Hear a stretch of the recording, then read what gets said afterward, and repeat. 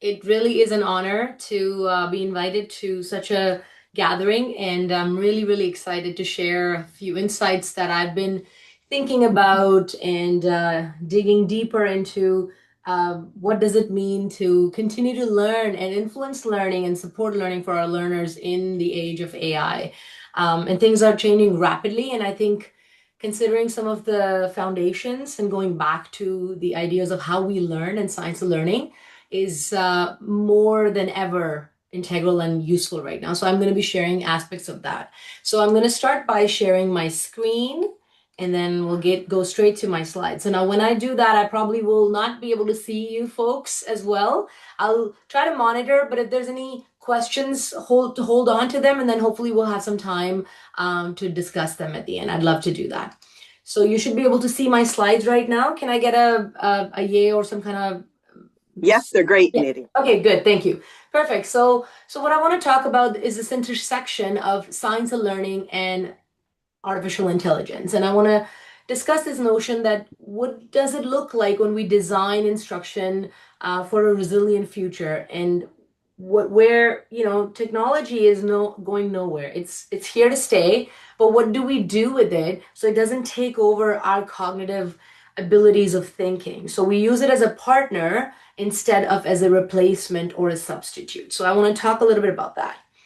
And so to think about it, we're living in an extraordinary moment right now for, especially for education, but all aspects of our life. And it's a time when AI can write, it can summarize, it can generate, it can even reason.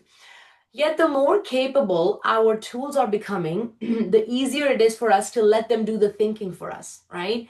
So today, what I want to do is I want to explore this paradox, and it's called a memory paradox, right? So the importance of memory in today's world.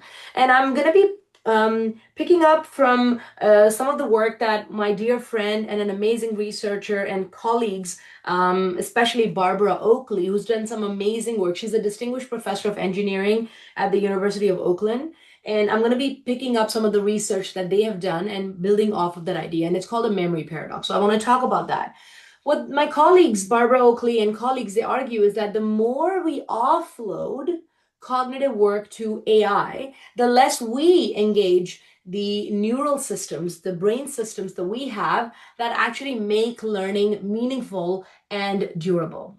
So what my goal in this session is to help us rethink AI, not as a replacement for thinking, but perhaps really thinking about it as a partner that supports the mental processes that build memory, transfer, and expertise. But before I begin, I want to share this visual that it's a screenshot from Jonathan Haidt's, who's done some incredible work lately on the notion of removing screens and social media. He's written a book called The Anxious Generation, and he's making lots of news right now. He's in the news a lot. Lots of the social media ban. He's really behind that. So for younger kids, for example. So I want to share something from his Substack. So take a look at it. It says earlier this year, someone started a viral trend and they asked ChatGPT this question. If you were the devil, how would you destroy the next generation without them even knowing it?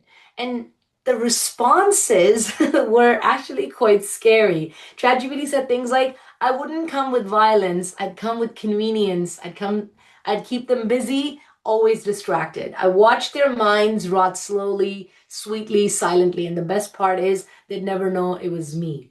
And so I saw this on Jonathan Haidt's Substack. He writes an amazing Substack, and I follow the work. And it's a scary idea. So I just wanted to start off with that, is that it's really important that we think about these things. It's really important what kind of influence we are getting without even knowing about it. Or sometimes it just comes in so quietly and we get influenced. And then before we know it, our language has changed, our ways of thinking, if at all we're doing it, that has changed. So I think this is a really, really interesting visual to look at, and I just took a screenshot from his Substack. And Jonathan Haidt says, if I were to think this through as a thought experiment, imagining the devil in a metaphorical sense, the most effective way to destroy the next generation without them realizing it, would be through slow, invisible corrosion of human spirit rather than obvious attacks. And again, this is an important conversation we're having, and I'm really, really grateful that I have an opportunity to discuss with you all doing such essential work in education. Okay, from some seriousness to a little bit funny. I don't know if you folks know about this movie. This movie, I believe, came out in 2006. If you know it, then you know what I'm talking about. If you don't know it, I'm just going to play the trailer. And the trailer gives a little bit of an idea. The movie's called Idiocracy. And, I remember when it came out in 2006, I watched it. I didn't make much of it. I thought it was a funny movie. There's some funny scenes.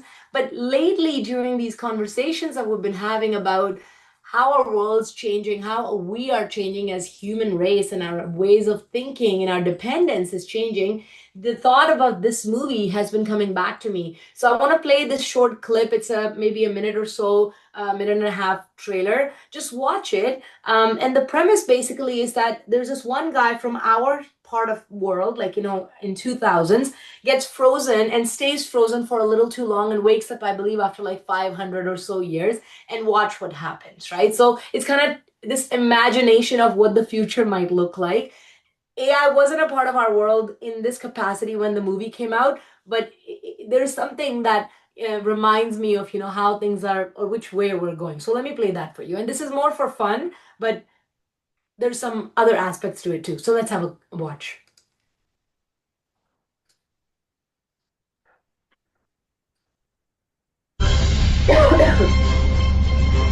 At the dawn of the 21st century, the Army began a top-secret experiment. Meet Joe Bowers, our first subject for the human hibernation experiment. As you know, this is highly classified. However, if successful, we believe humans can be stored indefinitely. However, the trial run was prone to human error. See you in a year. And Joe slept slightly longer than expected.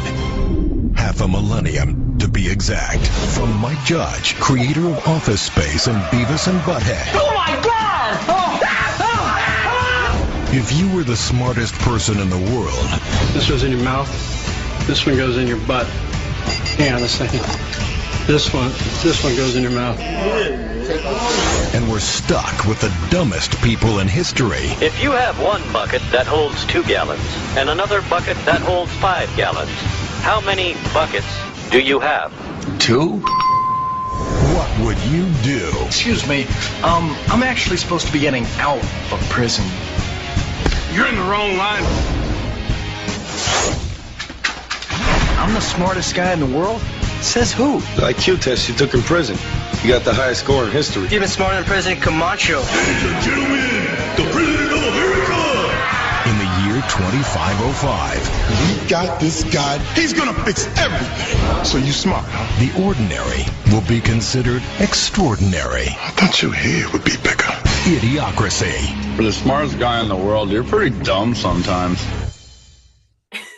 Anyway, it's just to show, we don't want to go that way. This is just a movie, but this shouldn't become a reality that, and that thing in the, if you have 2 buckets, it's like how many buckets you have? 2.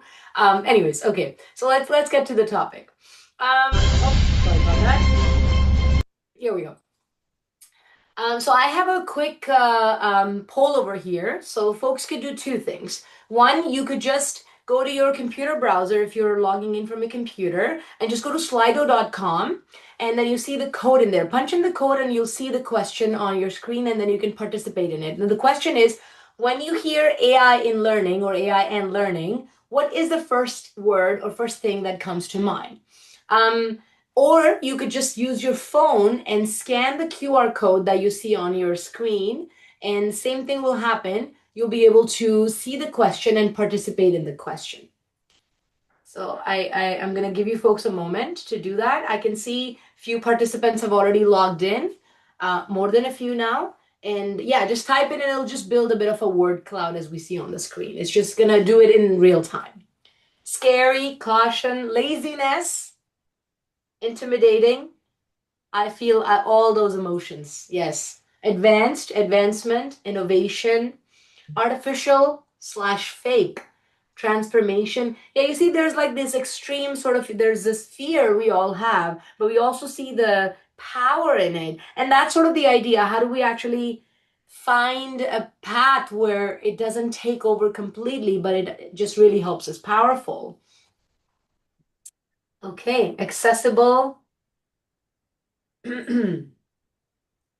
Progress, rapid. Yeah, leapfrog. Just looking at the words, it is helpful. I mean, there are some things that it can really make it easy. Cognitive load. Uh-huh. It is very new, but it's like new every day. But I remember in November 2022 when it came out, it was just like I felt like writing an essay for as an assignment is just the time of it's like a thing of the past anymore. Manipulative, yes, yes, very much. And very pleasing. Oh, that's a really great instinct, Nidhi. Like, the chat GPT talks to you. There's a word, what is it called? Sycophancy, right? There's a word for that.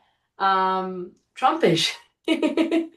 Love it. Okay, thank you. I think I read all of those words. Unknown. Yes, unknown is right. So yeah, this is just to give you folks an idea that whatever we're all feeling, and it's a very mix of emotions, mix of feelings, mix of sort of layers to it, it's actually quite normal because we're all feeling that way. And I know some people who are like the early adopters, but they're also now pointing to caution. I also know people who are very, very cautious, but now starting to like take on certain aspects of things. And I think the most important piece for us is to understand, well, what is our role in the job of thinking and how we can potentially use this technology, right? Like the calculators were out and they were forever out, and computers were out, they were forever out. So AI is the same. I mean, there's some more worrying trends like the personal agents that people have released the code for. They can be quite scary. But as far as Gen AI is concerned, the one that we use with the prompt feature, the goal is to really understand how we could use it to our advantage, but not to actually diminish our role in thinking process. So thank you, folks, for sharing that. I believe I have one more poll at a later time. We'll probably do that, but let's continue with the topic. So let me talk about the learning paradox, right? So we often celebrate how AI saves time and boosts efficiency, and it really does. That's the truth. That really happens. But what I want to remind everyone is that efficiency is not the same thing as learning. So AI's promise is convenience, instant explanations, instant feedback, instant results. But here's a paradox. That's the paradox I want to talk about. The more AI thinks for us, the less we think for ourselves, right? So Barbara Oakley and colleagues describe this as a cognitive trade-off. Somebody had written cognitive load, so that made me really happy as well. So it's a cognitive trade-off. We do gain efficiency, but we lose engagement with the material, right?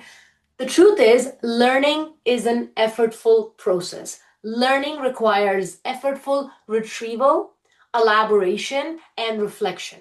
So when those processes are bypassed, memory traces, what we call them as engrams in neuroscience, they don't form deeply enough for a long-term recall. So we need things to be committed to our long-term memory so we can recall them when we need them, as we need them, at the pace we need them, right? Like if a pilot is flying or if a surgeon is doing a surgery, they're not looking things up. They just know things. They're really tapping into the powerhouse of the long-term memory and the engrams and the memory traces that they have worked so hard through retrieval, elaboration, and reflection to build into them. And that's what made them such experts. So as we celebrate the technological power, we must also ask what happens to our mental stamina. Because learning at its core is the act of engaging in a productive mental effort that is rewarding. The effort is rewarding because then we're able to do that. That feeling is for us humans to enjoy.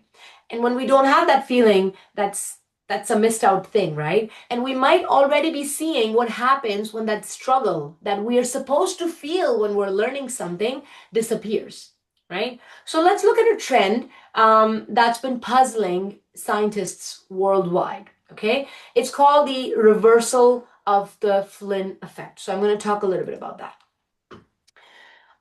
So for most of the 20th century, IQ scores have been rising steadily across the globe, about 3 or so points per decade. That means the next generation almost always demonstrated higher IQ scores than previous generations.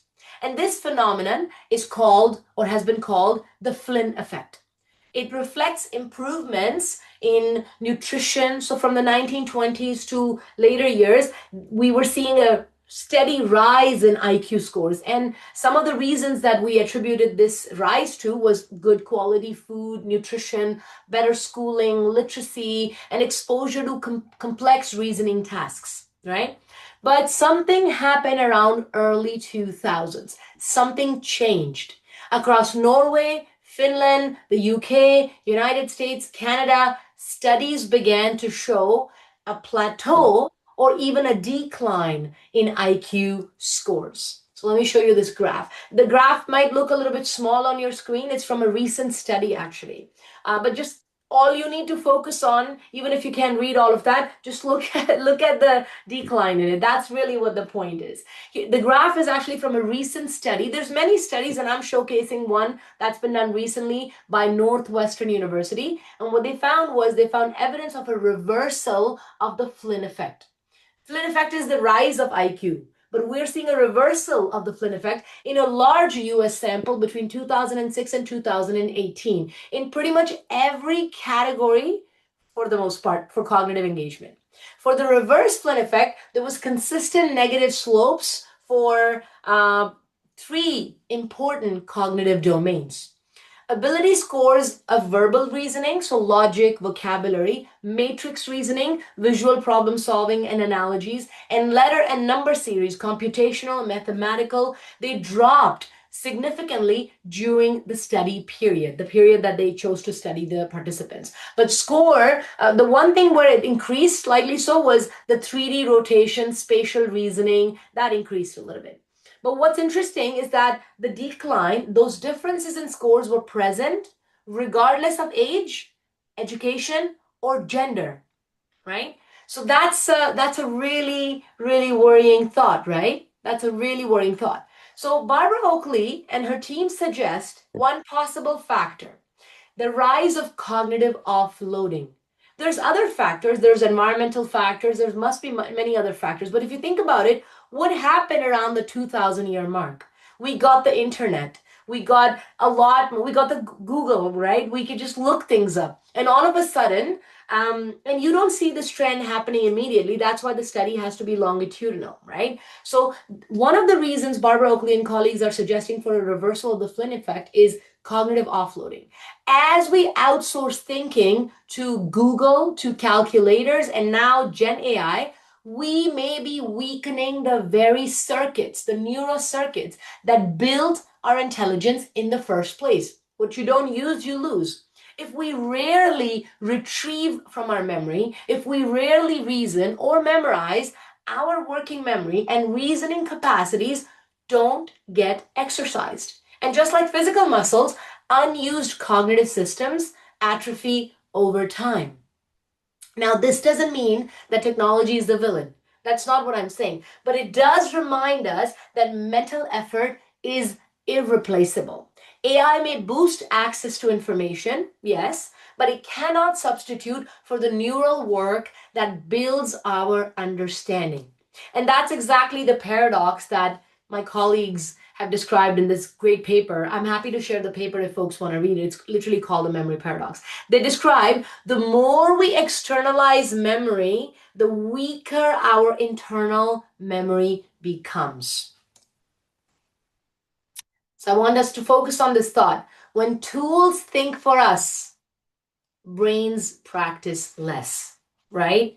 And they atrophy. Our cognitive systems will atrophy.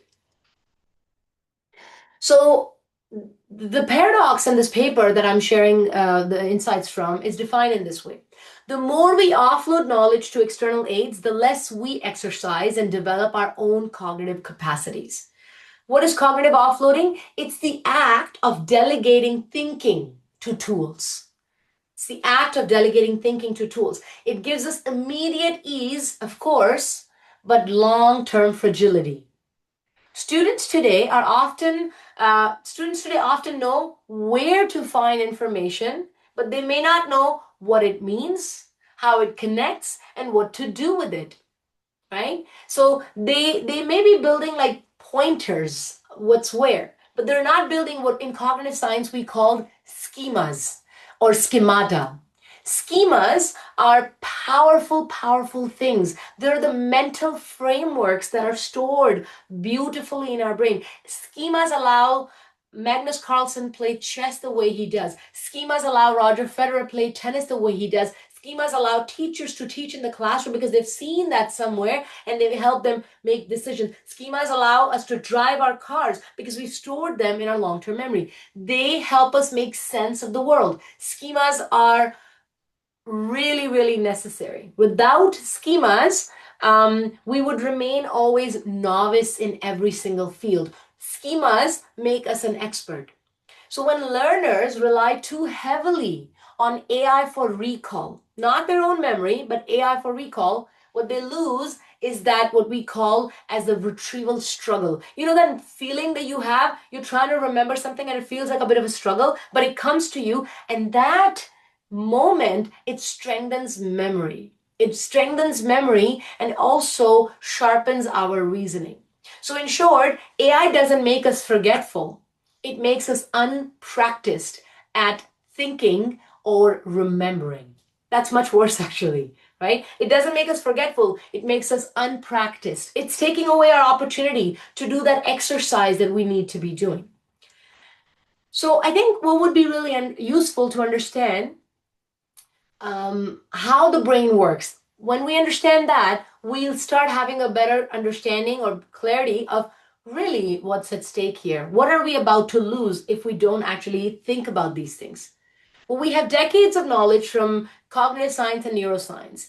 We have two different kind of memory systems. Sometimes they're called in different words, but in this context, we're using the terminology declarative memory and procedural memory. So let's talk about the two. Declarative memory is the memory that actually stores facts and concepts, and it's managed by a part of our brain called the hippocampus. And procedural memory is what stores skills and our automated routines. And it is supported by a part of our brain called basal ganglia.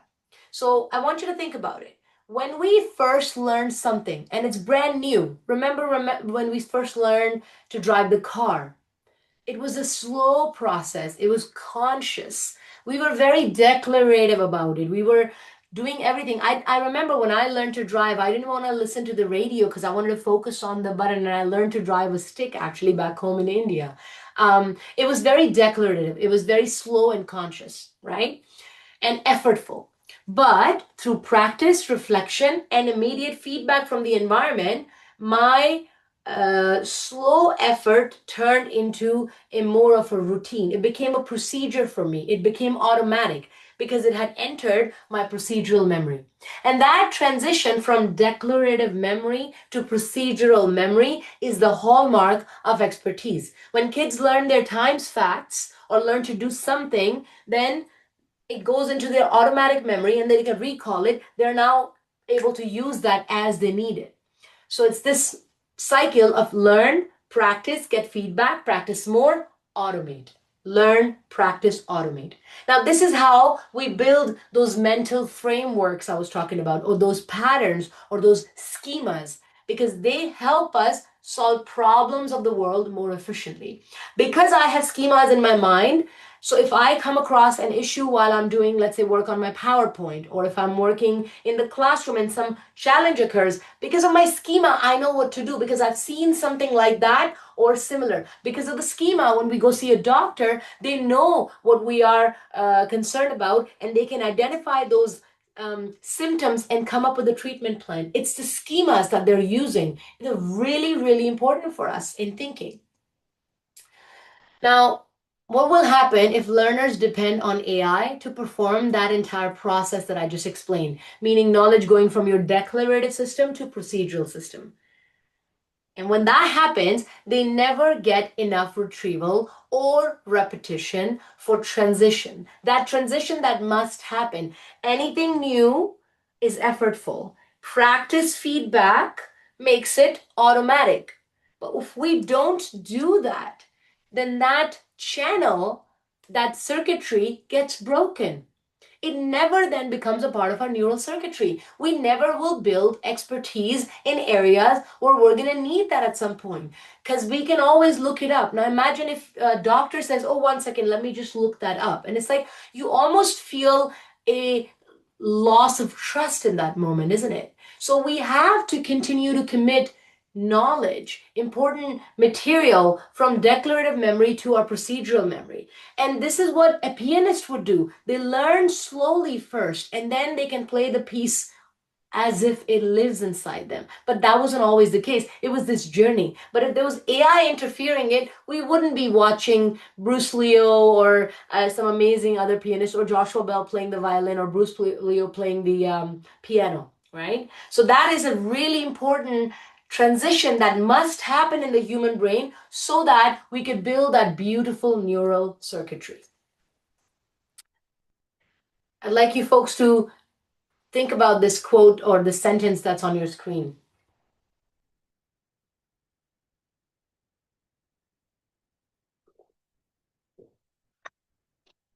So having access to information, being able to use it, doesn't mean that we can also think with it and that it becomes a part of us, right? And it raises the question, well, what is the cost of cognitive offloading? Cognitive offloading is this idea that reduces the cognitive load on our brain. Not always a bad thing, but in some cases, we're taking it a little too far. So cognitive offloading is reducing cognitive load by relying on external tools. We do this every day. I don't try to remember every single my meeting. It's in my calendar. That's an example of cognitive offloading. It is freeing up some thinking space. We used to remember phone numbers, then we started writing them down in our phone diaries back in the day. Now they're all in our phone numbers. So that is an example of cognitive offloading. We do that with smartphones or other things to store or handle information. While this reduces immediate cognitive effort, too much offloading, too much cognitive offloading can weaken internal memory formation. It will limit the development of robust, flexible memory networks. And this offloading is not for free. It comes at some big costs. And I want to highlight 3 important costs to us humans when we do excessive offloading. So let's unpack what really happens when we allow AI or any external tool for that matter to do most of the cognitive work for us. So the first one is that we will have shallow schemata or schemas or the mental frameworks I was explaining. It's the ways of looking at the world and being able to solve problems because we know we've stored this interconnected knowledge, right? So when learners offload too soon, they never engage in the mental integration that links new ideas to prior knowledge. You know that moment when you learn something new and it goes, oh, it's because it's connecting to what we already know. And the researchers have defined this as weakening of schema formation. Those internal frameworks that let us recognize patterns. I know a squirrel is a squirrel because I have a mental framework for it. And they become weak, and we will not be able to recognize patterns, transfer knowledge, and reason flexibly. That's why the Northwestern University graph that I showed you earlier saw a decline in those cognitive functions. That's why, computational analogies, reasoning, they were all going down because we're not using them enough. So while students may appear to know the knowledge, that knowledge doesn't transfer to new contexts. We don't just learn things to know it in the moment. We learn things so we can apply that in different contexts. That's the beauty of knowledge transfer, is that holy sort of, grail, like the big thing that we all want to get to. The second cost that we are facing when we depend too much on AI or similar tools with cognitive offloading is we will never build the procedural fluency. When AI fills the gap for us before we do anything, it's kind of like I don't know an answer and I'm the student, but my teacher immediately says the answer for me, then I never learned. Learners never move from declarative understanding, which is I know about it, to the procedural fluency, which means I could do it automatically. Knowing is not the same as being able to do it automatically. And if you want to imagine a difference, Imagine how that looks. Think about a student learning a piece on piano. They're so slow in the beginning, doing the right hand, then the left hand, then combining. They're still reading the notes. I know it, but then I could do it just automatically. It becomes second nature. Why? Because this blocks the hippocampus to basal ganglia consolidation. Remember that circle that we need to, that cycle that we need to go through. And as a result, learners can't act quickly or adaptively. They stay stuck in slow conscious recall instead of fluid performance. Not being able to say 8 times 7 is 56 when you know it. And it's just like processing, but it overloads the working memory. So in essence, they become information users, but not thinkers. And the third cost is illusion of knowledge. It's perhaps the most insidious of the cost. Everything just feels easy. Cognitive fluency tricks learners into believing they understand because AI presented polished, somewhat correct answers. But ease is a poor proxy for mastery. True understanding must feel effortful. It always feels effortful. Anything in life you think about, we've learned, we all have experienced the discomfort and the effort that happens before it becomes automatic. Anything. When that effort is removed, students develop overconfidence and are less likely to engage in exercises like retrieval practice or self-explanation. They think they know it. It's the illusion of knowledge. The very strategies that would have made the memory traces deeper for them, they won't participate in them because they have the illusion that I know it, because the answer is right in front of them, because the AI has generated it. So convenience is not the same thing as cognition. Reducing mental load may make our tasks faster, but it can also make our minds weaker.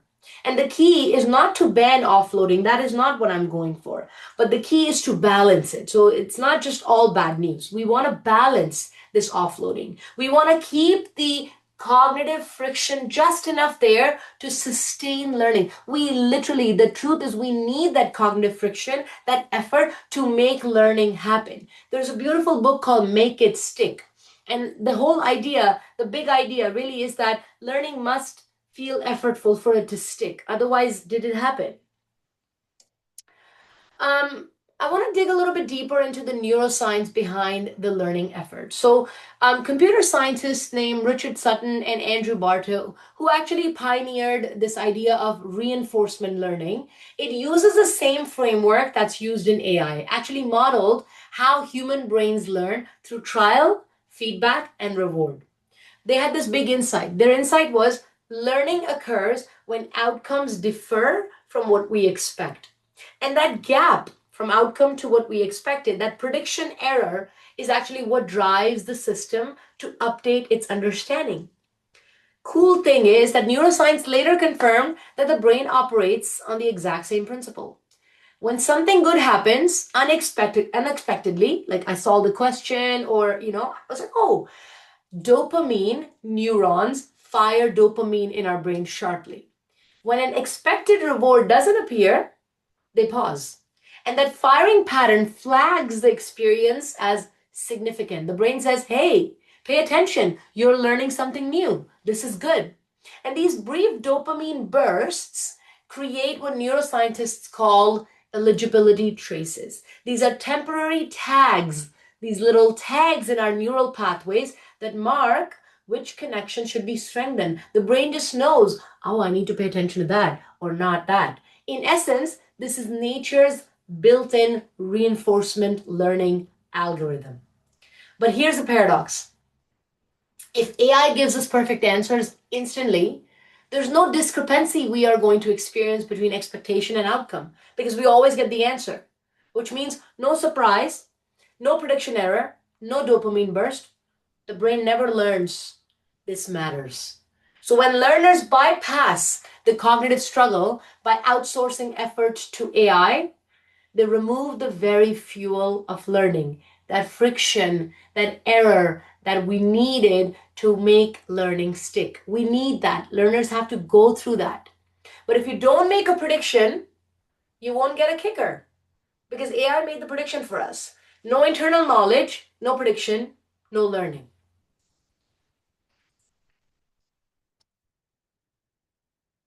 So just to recap that, learning is detecting that gap. The brain shoots out dopamine. Dopamine tells the brain, this matters, there's these tags. But if we don't do any of that, no error, no signal, no learning. And that takes us to this idea that if AI gives perfect answers, we'll never have that moment of surprise. We just won't have it, right? And no durable learning will take place. And for me, I'm in cognitive science, every time I teach and I talk about this topic and I say, we got to think about it. What is the target of instruction? The target of instruction for me, the way I see it from a cognitive science perspective, is that learning should happen, but not just any kind of learning.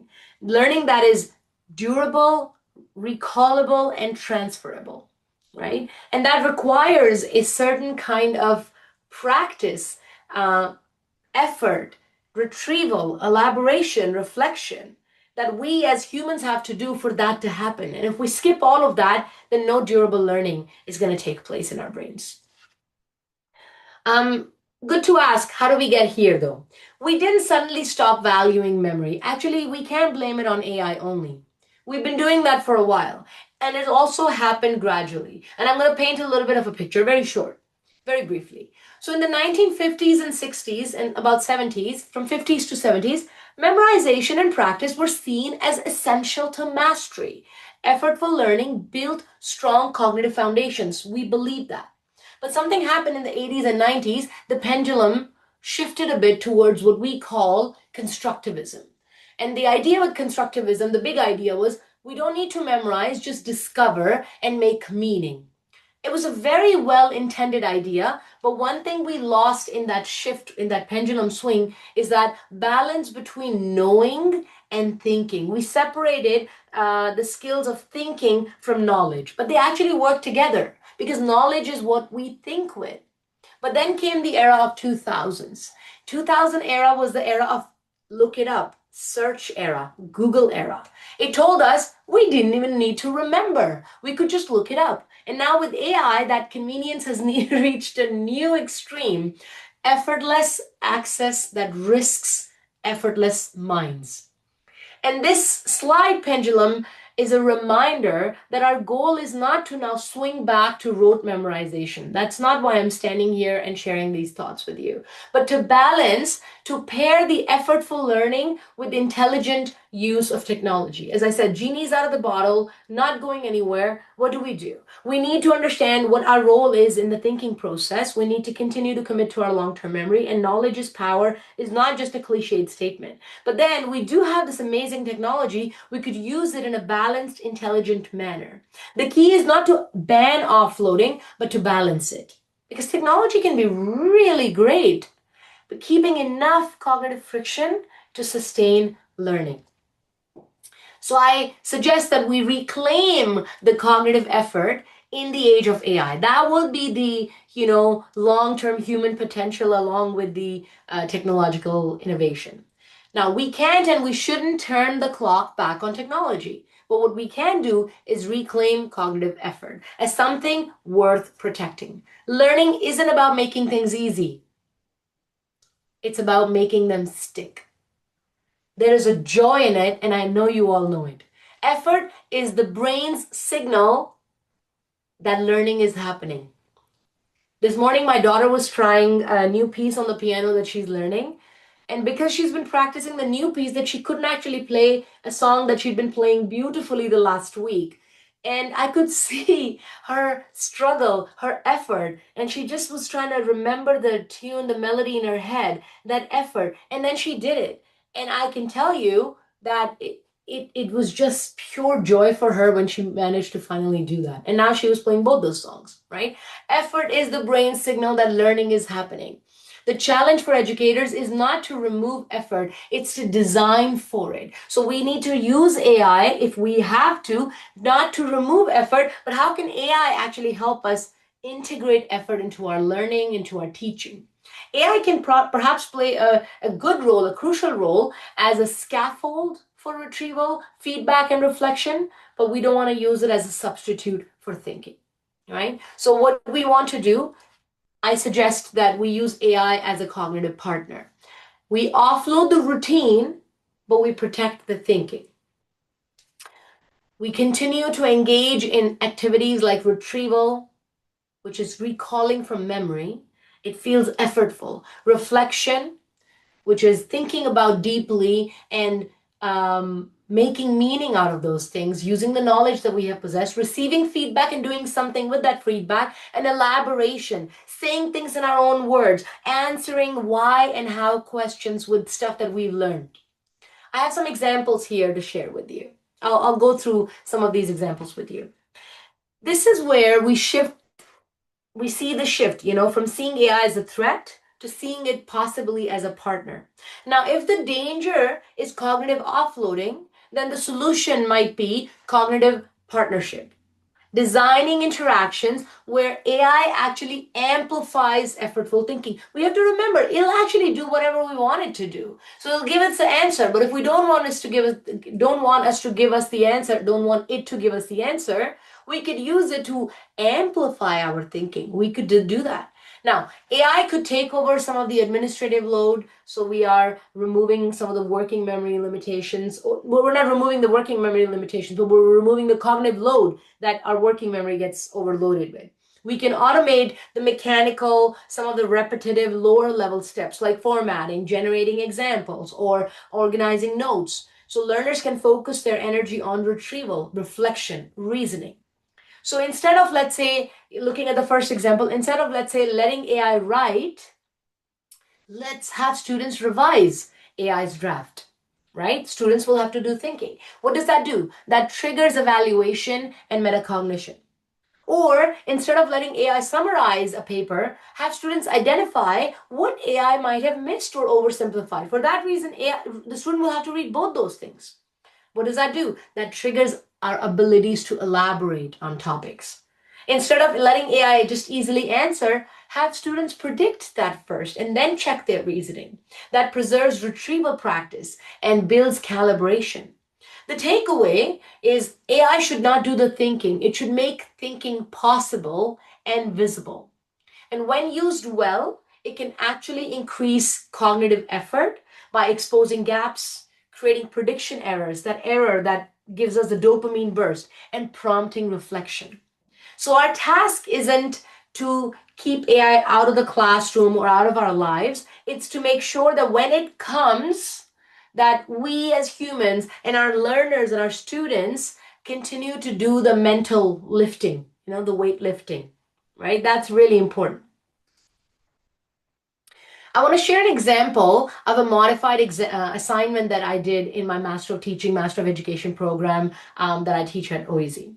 So like many other professors, this is always a concern. We could give our students to write an essay, but it's practically impossible. And almost always you have it at the back of your mind. Did they use AI? Did they use AI? Did they use AI to write it? And it's not a nice feeling. And the students also think, did my professor use AI to, grade it as well? It's kind of like they didn't do the work, maybe I didn't do the work, maybe, and then there's no trust and it's not a nice feeling.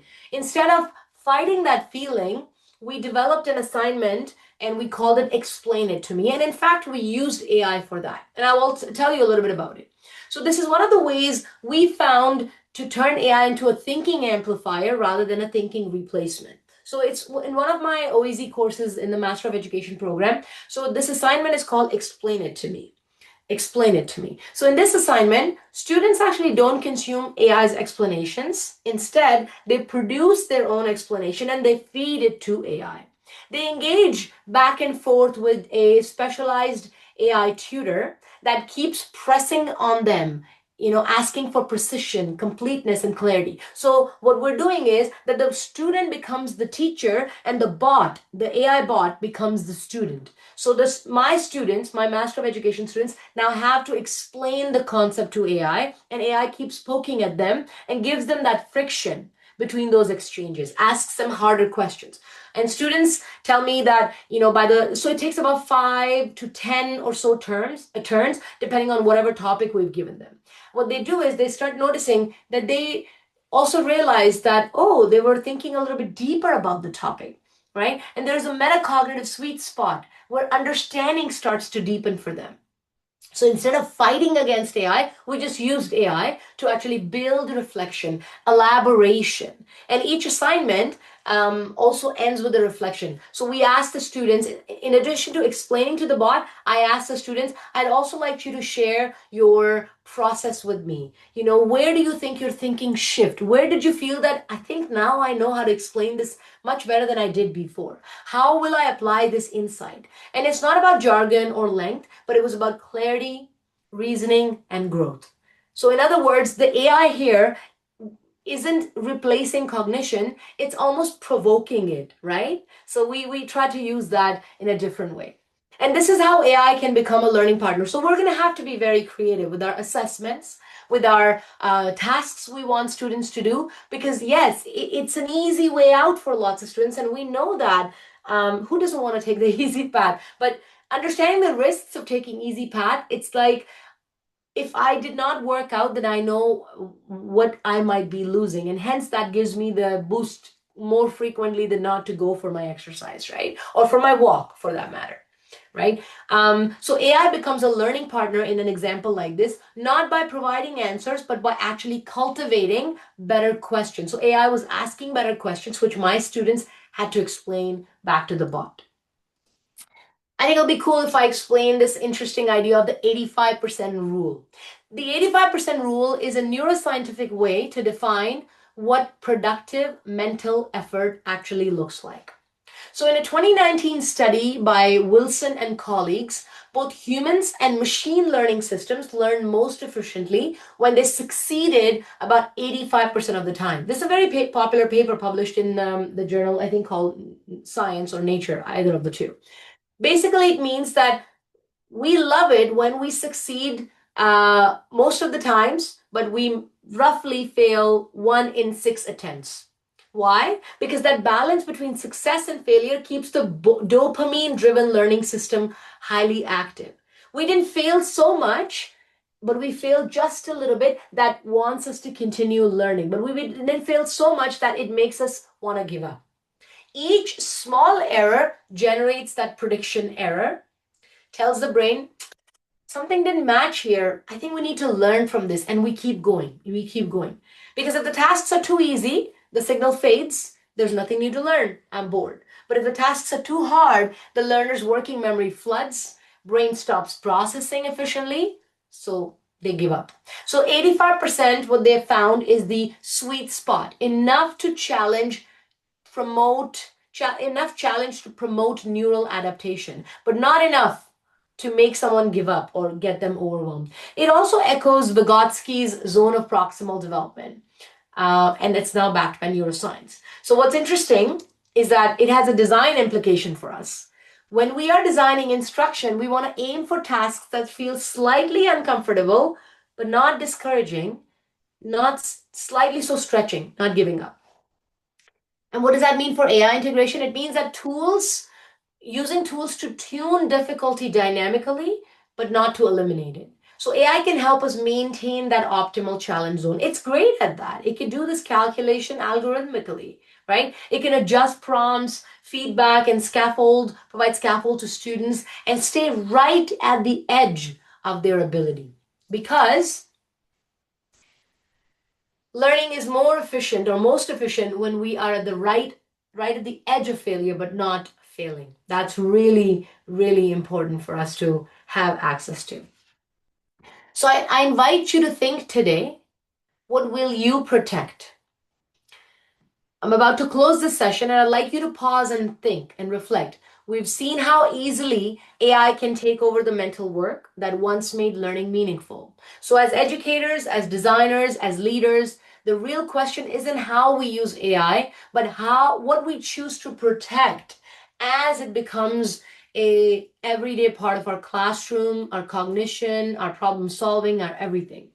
Are we going to protect our effort, Are we going to protect our curiosity? Are we going to protect our thinking itself? And that really, for me, currently is the heart of this conversation. We can let AI amplify our teaching, but we cannot let it amplify or not amplify. We cannot let it replace our thinking, our learning. So we want to balance the brain and the machine. So using AI to think better, but not think less, right? So as I reach closer to the end, as educators, designers, leaders, our challenge is no longer access to knowledge. We got a lot of it. It's engagement with it. AI will keep getting faster, smarter, more efficient, more persuasive. But the one thing it cannot replicate is effortful understanding. That happens right here. The human brain learns by doing, by struggling, by reorganizing the mental frameworks, by going through the assimilation and accommodation in the brain about what it knows. And if we let AI do all of the heavy lifting, then those systems are just going to atrophy. And that's why I played that trailer in the beginning of the movie called Idiocracy. But if we use it well, maybe to question, to prompt, to reflect, to retrieve. My daughter uses it sometimes to create her own practice tests. It could become a very powerful thinking partner that, we've never had before. So our task is to make sure we don't trade mental effort for machine efficiency, right? So we got to keep the brain going and learning and keeping the learner at the center of this loop. That's really, really important. So something for you folks to think about, and I have a few minutes, so I'll finish off right away now if there's any questions, but I'll leave you all with a bit of a reflective prompt, not a prompt for AI, but a reflective prompt. As AI becomes part of learning, I will protect. What will you protect? What forms of thinking will you deliberately protect as AI becomes part of learning? If you are feeling that discomfort when we've done something with AI and you feel like, I don't know. I mean, I think I wanted to do the deeper thinking, writing something beautiful or creating a presentation. I don't know. There's a whole bunch of stuff, right? What will you protect? And something for us all to consider thinking as we move ahead in this world and AI keeps coming at us all the time. I invite you to protect your thinking and related aspects of that. And I hope this discussion around what does memory mean for us? What does knowledge mean for our memory? And what does that mean for us to be able to think with that knowledge and protecting that thinking? What does that mean? So I hope you'll give it some thought, and I hope you find this discussion interesting and useful. And that's it. Thank you very much. I will stop sharing. If there's any questions, happy to take up. If there's any thoughts or comments, I'd love to hear. But thank you so much for listening, folks.